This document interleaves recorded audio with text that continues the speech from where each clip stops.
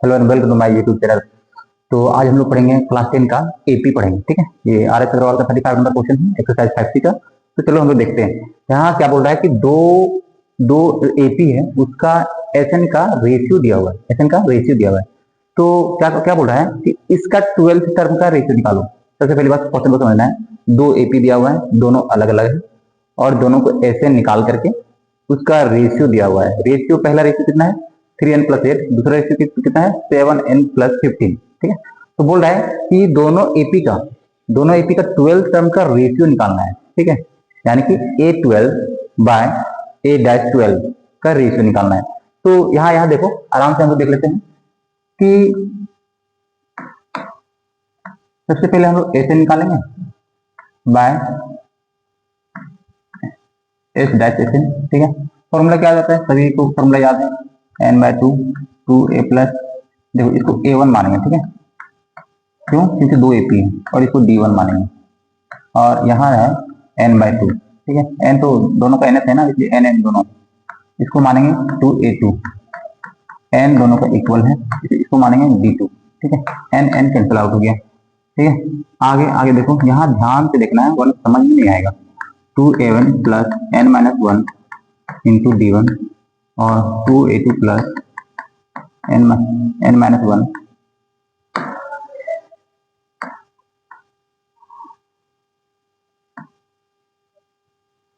तो यहाँ देखो, यहाँ n-1 इंटू D2।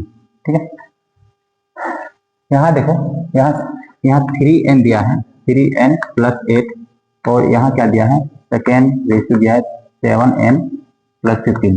ठीक है, अब यहाँ देखो आगे चलते हैं हम लोग, ये ऊपर नीचे 2 से डिवाइड करते हैं, क्योंकि 2a1 है 2a2 है। ठीक है, तो इसको भी क्या करते हैं, 2 से डिवाइड करते हैं। डिवाइड सवाल होता है क्यों कर रहे हैं सर, डिवाइड इसलिए कर रहे हैं ताकि 2 हट जाए। ठीक है, और यहाँ क्या है 2a2 है प्लस n-1 इंटू D2/2, दोनों को 2 से डिवाइड कर दिया। ठीक है, तो 2 इससे 2 कट गया और यहाँ आ जाएगा, यदि यहाँ क्या आ जाएगा, तो काटो, तो 2 का कैंसिल आउट हो जाएगा, तो न्यूमरेटर में आ जाएगा n-1 इंटू D1। यहाँ तो 2 तो है नहीं, ये तो 2 कटेगा नहीं, और डिनोमिनेटर में क्या आ जाएगा, देखो 2 और 2 कैंसिल हो जाएगा। जैसे यहाँ 2 और 2 कैंसिल हुआ तो ये A1 3 from 2 हो गया, ये भी 2 कैंसिल हो जाएगा, लेकिन 2 इसके साथ रहेगा ही। ठीक है, तो n-1, ठीक है, D2 = 2। यहाँ तक समझ में आ गया।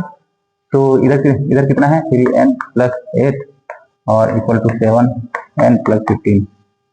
अब यहाँ आगे देखते हैं आगे क्या होता है, आगे क्या बोल रहा है। तो यहाँ तक हो गया। यहाँ बोल रहा है 12 टर्म का रेशियो निकालो, 12 टर्म का रेशियो निकालो, A12/A-12। ठीक है, क्या होता है A1 + n-1 into D1, A2 + n-1 into D2। ठीक है, तो यहाँ n की जगह क्या है 12 है, तो यहाँ डायरेक्ट लिख देंगे हम लोग A1। देखो 12 - 1 कितना हो जाएगा 11 D1, और यहाँ क्या हो जाएगा 12 - 1 क्या हो जाएगा 11 D2। ये A12/A-12। ठीक है, यहाँ ध्यान देना है कि n के जगह यहाँ क्या है 11, n के जगह 11 है। यहाँ पूरा n के जगह क्या है, पूरा n के जगह कितना है n-1/2। यहाँ भी वही हाल है, ऊपर नीचे मतलब यहाँ भी वही हाल है, यहाँ भी n-2/2 है। यहाँ देखो, तो दोनों इक्वेशन को कंपेयर करते हैं, इक्वेशन 1 और इक्वेशन 2 को कंपेयर करते हैं। ध्यान देना है, दोनों को कंपेयर करते हैं। तो यहाँ लिखेंगे from equation 1 and 2, from equation 1 and 2। यहाँ एक बार और समझ लो कि ये जो इक्वेशन आया है ना A1 + n-1/2, ये जैसे यहाँ होता है ना n-1D, यहाँ हो जाएगा ND। तो यहाँ जो 11 है, 11 के जगह पर यहाँ n-1/2 है, यहाँ 11 के जगह पर यहाँ n-1/2, यहाँ भी देखो n-1/2, 11D यहाँ दिया हुआ है, 11-1। तो यहाँ इक्वेशन को कंपेयर करते हैं तो हो जाता है n-1/2 = 11। ठीक है, n minus one equal to 11 to 22, तो n इक्वल टू कितना हो गया 23, n इक्वल टू हो गया 23। अब देखो यहाँ 3n प्लस 8 है और 7n प्लस 15 है, तो बोला ये दोनों का रेशियो निकालो, दोनों क्या निकालना है रेशियो निकालना। चलो आगे चलते हैं हम लोग, दोनों का रेशियो निकालना है। तो Sn है और Sn का डाइट इक्वल टू कितना था 3n प्लस 8 और नीचे था 7n प्लस 15, ठीक है। अब देखो यहाँ n का जगह कितना है 23, यहाँ लिखते हैं 23 प्लस 8 और यहाँ भी n का वैल्यू अभी निकाले हम लोग 23 प्लस 15। अब देखो 23 3 जा कितना होता है 69 होता है प्लस 8 और यहाँ कितना होता है 7 21, ठीक है 7 14 और कितना हो गया 16 प्लस 15, तो ये हो गया 16 77 बाय ये हो जाएगा 176। तो 11 7 जा 27 11 और ये तुम्हारा कितना हो गया यहाँ 5 से 5 से 11 5 से 6 11 और 11 से 11 11 और कितना बच गया यहाँ 6 बच गया 11 से 76, 7 बाय 16 आ गया इक्वल टू 7:16, ये तुम्हारा आंसर आ गया। कोई दिक्कत है? अब चलते हैं कितना चलते हैं। हाँ बोल रहा है कि यहाँ सम ऑफ फर्स्ट m टर्म दिया हुआ है, बोल रहा है कि m टर्म का सम दिया हुआ है, m टर्म का सम दिया हुआ है, Sm दिया हुआ है, ठीक है Sm दिया हुआ है कितना 4m स्क्वायर माइनस m, ठीक है। तो यहाँ बोल रहा है कि nth टर्म भी दिया हुआ है 107, तो find the value of n, बोले n का वैल्यू निकालना है, ठीक है, और 21 टर्म का सम निकालना है, ठीक। तो सबसे पहले S1 निकाल लेते हैं, S1, ठीक है S1 m के जगह क्या रखते हैं 1, तो यहाँ 1 का स्क्वायर माइनस 1, तो कितना आ गया 4 माइनस 1 इक्वल टू कितना आ गया 3, S1 आया 3, S2 कितना आ गया, तो यहाँ देखो m स्क्वायर तो 2 का स्क्वायर और यहाँ 2 तो 4 हो गया 16 माइनस 2 कितना हो गया 14, तो S2 आ गया, ठीक है। तो A कैसे आता है, यदि इस तरह दिया रहे ना, यदि AP इसमें दिया रहे तो S1 निकालेंगे और S2 निकालेंगे और क्या करेंगे S2 माइनस S1 करेंगे तो क्या हो जाएगा A निकल जाएगा, तो क्या निकल जाएगा A निकल जा रहा है, देख रहे थे रिकॉर्डिंग हो रहा है क्या नहीं, S2 माइनस S1, ठीक है। तो S2 कितना है 14, S1 कितना है S1 है 3, तो आ गया 11, तो A मेरे पास आ गया। अब हमको D निकालना है, क्या निकालना है D निकालना है, ठीक है। तो D कैसे निकालता है, देखो फर्स्ट टर्म आ गया ना, और फर्स्ट टर्म आ गया, ये तो फर्स्ट में यही हो गया, ये क्या हो गया ये हो गया फर्स्ट टर्म और ये जो आया ये हो गया सेकेंड टर्म, ठीक है। तो D निकालेंगे A2 माइनस A1, ठीक है। तो A2 कितना है 14 11 माइनस कितना है जी यहाँ A2 A1 आया था 3, तो ये कितना हो गया 8, D हो गया 8, ठीक है। कोई दिक्कत नहीं है, तो चलो आगे बढ़ते हैं। यहाँ क्या बोल रहा है कि nth टर्म का सम कितना है, nth टर्म इज 107, यानी कि an दिया हुआ है 107 दिया हुआ है। फॉर्मूला क्या होता है a plus n minus 1 into d equal to 107।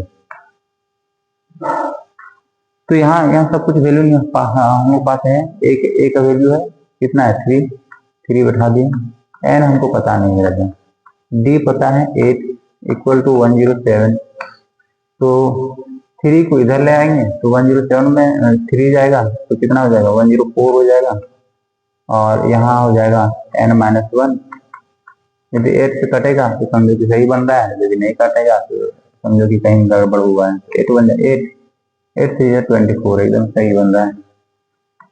n minus 1 equal to 13, n equal to कितना हो गया 14 हो गया। तो n का वैल्यू निकालने बोल रहा था, निकाल दिए। Find the value of n, find the 21st term of AP। बोल रहा है कि AP का 21st टर्म निकालना है। तो कैसे निकालेंगे, तो बहुत आसान है। 21 इक्वल टू a प्लस, देखो यहाँ है ना 21 है, n माइनस 1 होता है तो 20d हो जाएगा। तो a कितना है, a है 3, 20, d कितना है, d है 8, 8 टू 60, 60 और 3 163। तो ये तुम्हारा आंसर हुआ। ठीक है, इस तरह से बहुत सारा क्वेश्चन है, 50 तक क्वेश्चन है। ये वाला भी उसी तरह जैसे 37 बनाया है उसी तरह से ये पक्का है, सेम बना लेना है। Find the number of terms of AP, बोल रहा है कि कितना टर्म है AP में वो निकालना है। बोल रहा है if one is added to each of term this AP then find the sum of all terms of 10 of 10। सबसे पहले ये क्वेश्चन को सॉल्व करते हैं। ठीक है, ये क्या बोल रहा है, find the number of term. तो यहाँ सबसे पहले नंबर ऑफ टर्म निकालने बोल रहा है। तो क्या करेंगे, फर्स्ट टर्म लिखेंगे और यहाँ लास्ट टर्म दिया हुआ है, लास्ट टर्म है 21 और डी निकालेंगे तो second term minus first term. ठीक है, यहाँ -12 है तो माइनस प्लस हो जाएगा, -9 प्लस 12। तो यहाँ आ गया डी इक्वल टू 3 आ गया। ठीक है, ए एन और डी आ गया। तो बोल रहा है, क्या बोल रहा है रेजा, तो नंबर ऑफ टर्म बोल रहा है। तो एन इक्वल टू होता है A plus N minus 1 into D. N कितना है, एन 21 है, ए कितना है -12 है, प्लस एन हमको पता नहीं है और डी कितना है 3 है। ठीक है, तो ये 12 इधर ले आते हैं तो कितना होता है 33 हो जाएगा। सम अप कर लेना है और n माइनस 1 3 कट जा तो 11 आया, तो 12 आ गया। n का वैल्यू कितना आ गया 12। तो यही फर्स्ट पार्ट में क्वेश्चन का यही बोला गया था। अब सेकेंड पार्ट में हम लोग देखेंगे क्या बोलता है। बोल रहा है n यदि 1 सभी टर्म में 1 ऐड कर दिया जाए। ठीक है, then find the sum of all term of AP 10 of 10। बोल रहा है कि यदि सभी में 1 ऐड कर दिया जाए तो 1 ऐड करेंगे, देखो 12 में -12 में 1 ऐड करेंगे तो हो जाएगा -11, -9 में 1 ऐड करेंगे तो कितना हो जाएगा -8। कैसे हो जाएगा समझ में आ रहा है। -6 में 1 ऐड करेंगे तो -5 हो जाएगा और इस तरह से -21 में 1 ऐड करेंगे तो 22 हो जाएगा। तो AP नया AP आ गया, A आ गया -11 और D आ गया -8 -11, तो -8 हो गया प्लस 11। ठीक है, 11 में 8 गया तो कितना बचा 3, कितना बचा 3। तो ये हो गया D और n हो गया, n कितना हो गया 22 हो गया। ठीक है, तो बोल रहा है कि सभी जितना भी टर्म है, ये वैसे तो टर्म पता चल गया है ना 12 है, टर्म कितना है 12 है। तो S12 को निकालना है हम लोग को, S12 निकालना है। दोनों फॉर्मूला लगा सकते हैं, शॉर्टकट फॉर्मूला होता है 12/2 first term plus last term. ठीक है, तो यहाँ कितना हो गया 6 हो गया। फर्स्ट टर्म कितना हो गया -11, लास्ट टर्म कितना हो गया 22। तो यहाँ हो गया 6 इंटू 11 तो कितना हो गया 66 हो गया। तो ये तुम्हारा आ रहा है। क्या करते हैं आगे चलते हैं। Sum of 14 terms of AP is 1 इतना बोल रहा है कि इट्स फर्स्ट टर्म, यहाँ फर्स्ट टर्म दिया हुआ है, फर्स्ट टर्म दिया हुआ है कितना है 10 है। ठीक है, और यहाँ बोल रहा है कि 14 टर्म का सम दिया हुआ है, 14 टर्म का सम दिया हुआ है कितना 1505। ठीक है, बोला 25 टर्म निकालो, फाइंड इट्स 25 टर्म। तो आराम से निकाल देंगे S14 तो 14/2 2a का वैल्यू दिया हुआ है 10, n का वैल्यू भी दिया हुआ है 14 - 1 ठीक है, डी नहीं दिया हुआ है, डी नहीं दिया हुआ है, ठीक है, डी नहीं दिया हुआ है तो आराम से डी निकालेंगे और उठा पटक कर देंगे तो यहाँ आ जाएगा। 14 टर्म का टर्म दिया हुआ है 1505, यहाँ लिख दिए, यहाँ हो गया 7 हो गया और यहाँ हो गया 20 और यहाँ हो गया 13D, ठीक है। तो यहाँ हो गया 7 दूनी 14 और 7 एकम 7 35, तो यहाँ 215 हो गया, 215 माइनस 20 इक्वल टू 13D। तो यहाँ कितना आ गया 5 यानी 195 आ गया, 195 इक्वल टू 13D। तो देखो यहाँ 13 हो जाए 13 कितना बचा, यहाँ बचा 7 7 बचा, 6 बचा, ठीक है, हाँ 6 बचा, तो 13 हो जाए 13 से हो जाए 65। तो डी यहाँ आ गया, डी आ गया कितना आ गया, डी आ गया 16 आ गया और लाइक 25 टर्म, 25 टर्म, ठीक है। तो 825 इक्वल टू कितना होता है, a plus 25 minus 1 into D. A का वैल्यू मेरे पास आ गया है 10 और यहाँ 24, डी का वैल्यू 16 आ गया है, ठीक है। तो यहाँ देखो, यहाँ 16 4 जा, यदि हम लोग मल्टीप्लाई करेंगे इसको 16 4 64 होता है, 32 होता है, तो कितना हो गया 483 और 384 आ गया यहाँ और यहाँ आ गया 394। तो ये हो गया तुम्हारा आंसर। इस तरह से आगे और क्वेश्चन बनाते रहेंगे। आज आज आज इतना ही पढ़ेंगे हम लोग, फाइंड सम ऑफ 51 सब बन जाएगा क्वेश्चन, ठीक है। तो thank you very much for watching video.